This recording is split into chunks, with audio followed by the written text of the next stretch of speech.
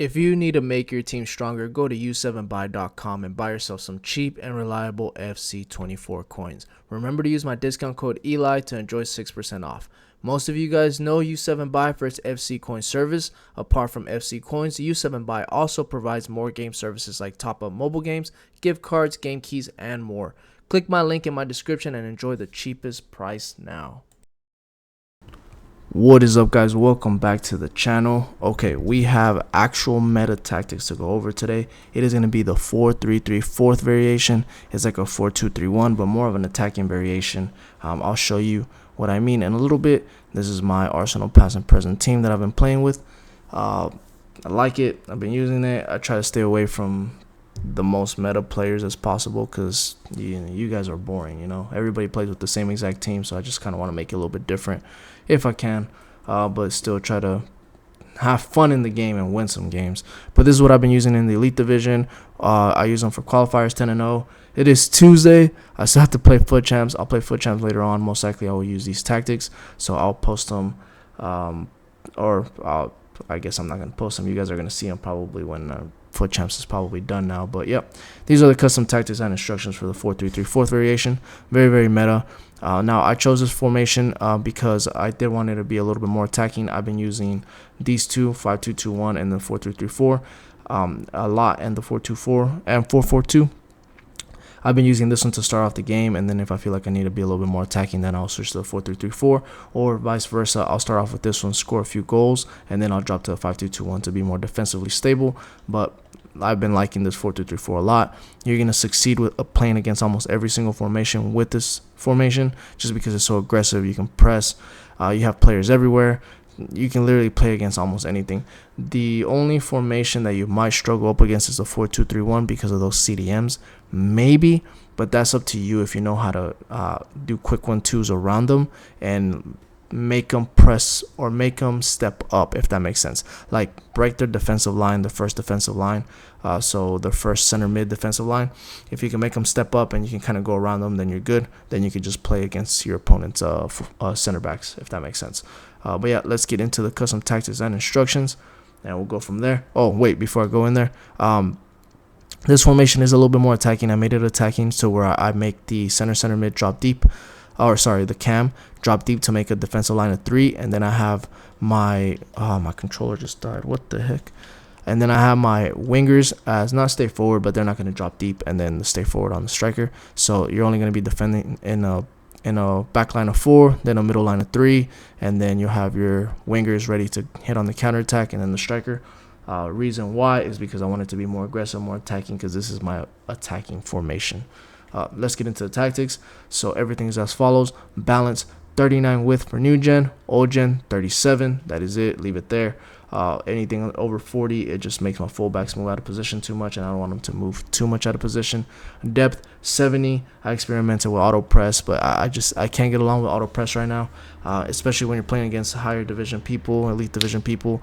Once they know that you're pressing and you don't have any CDMs, they're just gonna over the top through ball you, and I can't get along with that right now. For me, for my personal liking, if you guys like the auto press and you're good at defending, then go ahead and put the auto press. But for me, I like 70. If it's a little bit too aggressive for you, if you're on new gen, then drop it to 65, maybe 63, even low as 60 on this formation on new gen.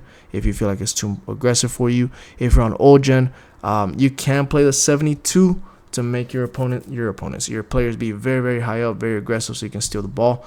You don't have an auto press on old gen, but you can counter press by yourself manually if you know what you're doing on old gen. You can play 72 depth. If not, I recommend starting at 60, going as high as 63, or as low as like 57, 55. Completely up to you and depends on your liking. I would just suggest starting at 60. Balanced direct passing here, no balance on this one, just because I want it to be more attacking. It is an attacking formation. With 40, so I can get my wingers to cut inside a lot. Start wide, cut inside, getting behind, and they act like almost like forwards at times because they cut inside so much, which is really good. That's what you want. You want more players in the box so you can do the extra pass in the box and score a few goals. Players in the box 5, I'm good with that. You can move it up to 6 if you would like, 7 if you want to be really aggressive. 5 is good for me. Corners and free kicks, you can do whatever you want. Who goes where? before I do that, hit that like and hit that subscribe button if I ever helped you guys out on any other video, any other tactics in general on this game, on EAFC 24. I will continue making more until the game cycle ends, and next year on the next game cycle, I will make authentic teams like Real Madrid tactics, Arsenal tactics, Barca tactics, stuff like that again, and I'll make some meta tactics as well. And then I will start sports betting. I'll start a sports betting group. There is going to be like a small fee to get in, but I will do it for next season, just because this season I was really experimenting a lot with a lot of things with parlays and stuff like that, and that's what took up the majority of my time, and I was pretty successful with it. And you never know, making an extra $100-$200 a week can change your life. So I will make it. I'll make that group probably before the next season starts. We'll go from there. Who goes where? Center backs, meta center backs, you know how that goes. Right back and left back, make sure that they're good at attacking, defending, doing a little bit of everything, passing the ball, over the top through balls. Just good with the ball on their feet. Just get very, very good fullbacks, because they will get involved a lot. You need them to be able to go forward sometimes, or to get out of a press, so you can do over the top through balls to your wingers. I play one more defensive-minded center mid, so Declan Rice on one side, and then a more box-to-box center mid on the other side. That is just how I like to play in general with almost every formation. So play one number 6 and one number 8. Kai Havertz will be my box-to-box. He'll go forward, and then Declan Rice will just stay back. Odegaard, I have a cam here that does have some defensive stats, because I do have him on comeback on defense, so he will drop a little bit deeper in between my opponents, in between both of my center mids. Keep that in mind. So if you can have somebody here that has some type of defensive stats, that'll be better. If not, it's okay. You just need a placeholder anyways. But he is good on the ball. He can do finesse shots, incisive passes, a little bit of everything. He's one of my favorite players in real life and in the game, so I can send through balls to any of my strikers at any given moment, and I'll be fine with it. Main striker is going to be my marksman striker, so I just use him as a hold-up player. So I'll give him the ball, hold it, and then I can send it to one of the wingers. Or if I do an over-the-top through ball, he is lengthy, so he'll get the ball, and then happy days. So Giroud's good. And I can do crosses to him too. He has that aerial plus, so that'll be nice. And then my wingers, I have fast, pacey wingers, 5-star wingers that can do a little bit of everything. Dribble, finesse shot, a little bit of everything. So those are my wingers. And who goes where? Goalie comes for cross, sweep, keep.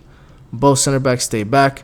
Now, I took off on the fullbacks the overlap instruction just because I'm playing such a high line. I don't want my players to move out of position too much, so I left them on stay back while attacking on both of them. Now, if you do need them to go forward a little bit, then I recommend putting overlap. I just don't want them to move out of position too much, because I am playing such a high line. I'm letting my midfielders and my strikers do the work for me, and my wingers.